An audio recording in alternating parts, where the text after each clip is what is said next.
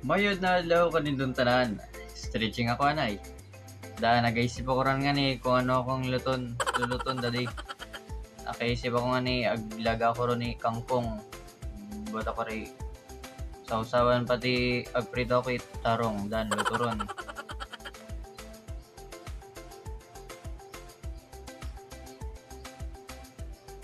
Siyempre, healthy living nga ni ko na kung tawagan.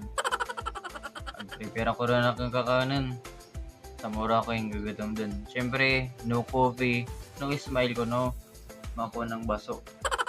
Dan, nagbula ko rin, nagsawsaw ko ron.